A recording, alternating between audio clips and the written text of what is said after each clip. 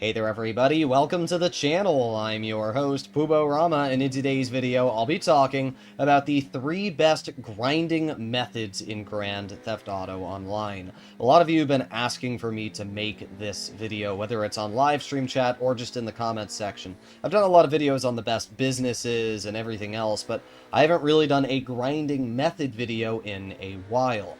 I was originally going to do just one grinding method, but honestly, I think there's 3 different grinding methods that are really solid, and depending on what type of player you are obviously very important and different. But we're going to start off with passive income. It doesn't matter what method you choose to grind money, you need to use passive income in the background. So I'm going to be showcasing the most efficient way to grind passively.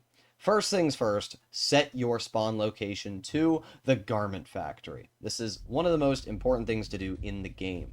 As you can see, I am now fast traveling over to my garment factory. Whenever I close GTA, especially on my Broke to Billions account, I remember to set my spawn location to this property. The reason why is because inside of the garment factory, you have the terabyte. And it's a super easy way to access the terabyte and make sure that everything is running properly. So if we enter our terabyte, we have the master control terminal. And entering the master control terminal now allows me to access any of my businesses. So the first thing I'm going to do is register as a CEO, go to my nightclub management, resident DJ, and I'm going to rebook a DJ a couple times, right? Doing this is going to increase my nightclub popularity. I don't have to lift a finger. Just like that, boom, nightclub popularity gets increased. So this is a very easy way to just max out your nightclub popularity and not really have to put in too much effort. I'll make my way over to the bunker, purchase a quick resupply for $75,000, and go on with my day. Any of the businesses that you want to run passive, you can very easily access just by simply hopping into your terabyte and messing around there. But then it gets more important. As I always tell people, you want to own this stretch of large warehouses here. And right next to the garment factory is your special cargo warehouses. So I can literally hop right off my oppressor, walk into my Darnell Bros warehouse, and then just pay my associate $7,500. Go back on to my oppressor, go to the next warehouse, pay the next associate $7,500. While I'm doing this, I will also go onto my phone and I will scroll until I see mud. Doing this, I will be able to obviously purchase supplies for my acid lab, so I can buy supplies if I need to. That's really as simple as it gets. There's not many other passive businesses that you need to run. Special cargo is a great way to earn some money in the background. Having something like the terabyte already set up inside your garment factory allows you to access the nightclub and everything else. Paying your nightclub staff should only take you a couple minutes. Once you're done with this, there's not much left to do. If you want, you can fast travel over to the hangar. You can go pay Rooster, $25,000 to go source you a crate. But that's about it. There's not much else in terms of that end of passive income. The final source of passive income that I would recommend to use is the Salvage Yard. This is going to earn you $24,000 of passive income every 48 minutes. And not only that, you're also going to get around $70,000 of active money. So about $100,000 every 48 minutes. That's a lot of money for about 5 to 6 minutes of effort. This mission requires me to drive my tow truck to the baller's location, and then going to grab the vehicle and bring it back to the salvage yard. That's it. It's literally like 1.2 miles away from the salvage yard. So these missions are really easy, and you can do 2 of them every 48 minutes. There's a 2-minute cooldown between them. So usually what I do is I will head over to the salvage yard, complete 1 mission, I'll watch YouTube shorts on my phone for about 2 minutes, and then I will do the second mission. And then after that, that's, I think, every single passive business that I would recommend to use. You have the nightclub set up, you have the salvage yard set up, hopefully you've done agency payphone hits, or security contracts, so you already have money being made there. But in general, it's not too hard to earn money on the passive side. And all of these income methods that we'll be talking about today really come into play. But while we're finishing this tow truck delivery, I'm going to talk about the first grinding method, because this one is really simple and I don't really need to show much. And that is, just pay attention to what's going on every week. Every single Thursday, Rockstar gives a bonus to certain businesses or ways to earn money. For example, this week, you can earn triple money on Martin Madrazo dispatch missions, which can earn you close to $1,000,000 an hour without even adding in any passive income. That's a lot of money, and that's actually fantastic. And not just this week, but last week we had double passive income on the car wash. So there's a lot of different ways that you can make double or even triple money every single week in Grand Theft Auto Online. So usually when we do get those bonus weeks, and especially when it's a good business, I will fully take advantage of that, have my passive income in the background, and make loads of money. So that is the first grinding method. Just pay attention every week. I post videos every single Wednesday on what the update week's going to be. And then I also post a video the day later, when the update actually drops, on exactly how to earn millions with the bonus method of that week. So because of that, that is definitely the first way to grind money. It's a super easy way, and if you pair it with the passive income, it's a fantastic, chunk of cash. With that being said, now we arrive to the second way to grind money. Now we actually break into the official grinding methods. This first one is really basic, but it is a fantastic way to earn money, and that is the hangar. Believe it or not, but the hangar is now one of the best ways to earn money in Grand Theft Auto Online. In the latest DLC, Rockstar added Higgins helicopter tours, which increases the amount of money you can make with the hangar by 10%. So now each crate is worth an additional $3,000. Now the first thing is that you can see we got a Paleto Bay mission.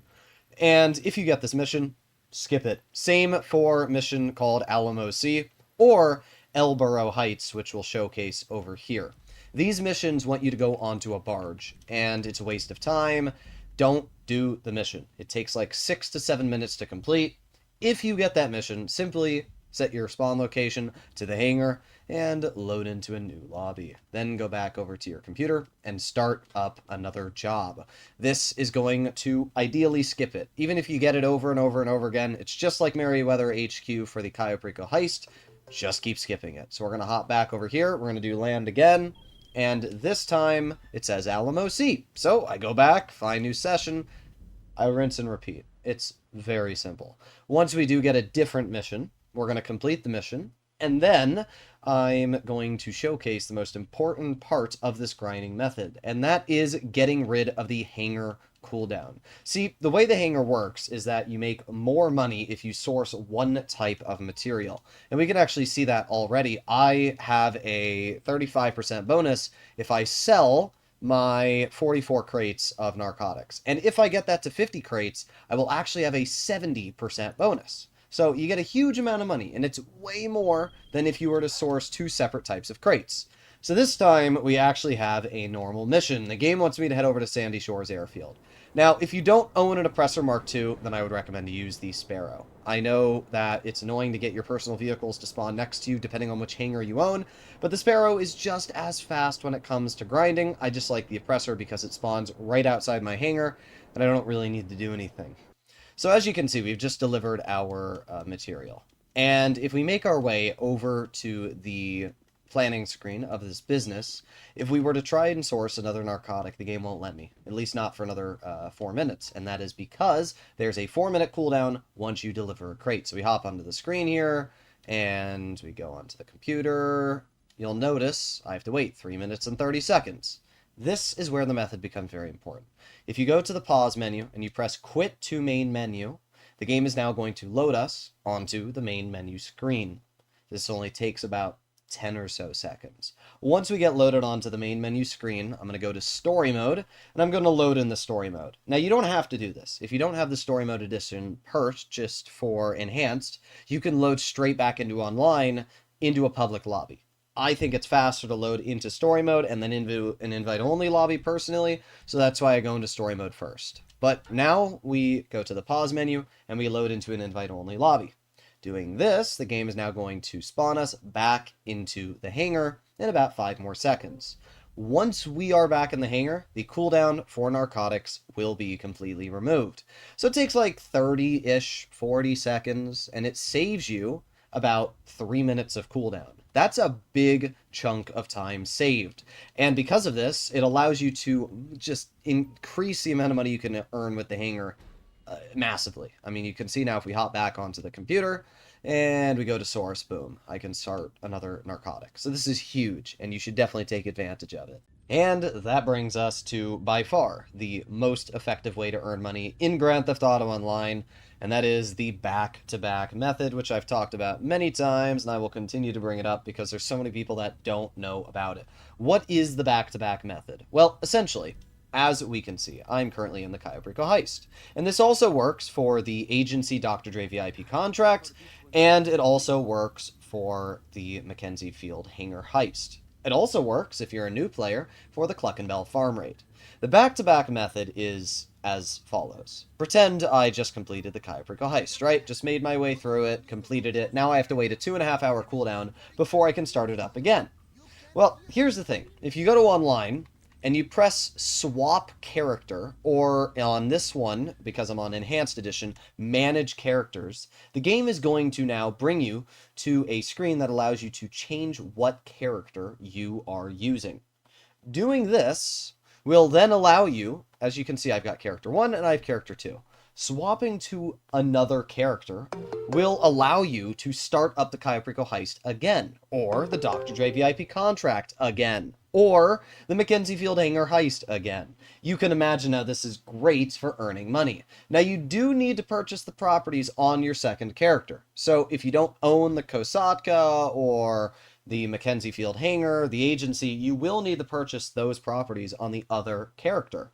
But it's just a flat win. Once you purchase those properties, you're just raking in money. And I should mention that any money you put into your bank account shares across accounts. Some money that I have on this account will be shared on my other account as well. So it is literally just back to back. I can do the Cayo Perico heist on one character, and then I can swap over to this character, make my way over to the Cayo Perico heist, and do it here as well. And as you can see, I have the exact same 438 million dollars on this account as well. So it's huge. It's absolutely huge. And this is something that players need to be taking advantage of. If you don't have a second character, create one. It is super easy. Every single player can do it. And all you need to do is purchase the agency, like I've done on this account, purchase the Mackenzie Field hangar, and you're going to be good. It's just the easiest way to earn money. So hopefully you enjoyed today's video. Let me know what you guys think about these 3 grinding methods. My favorite out of the 3 is legitimately just weekly bonuses. I've done a lot of hangar grinding, gets kind of boring,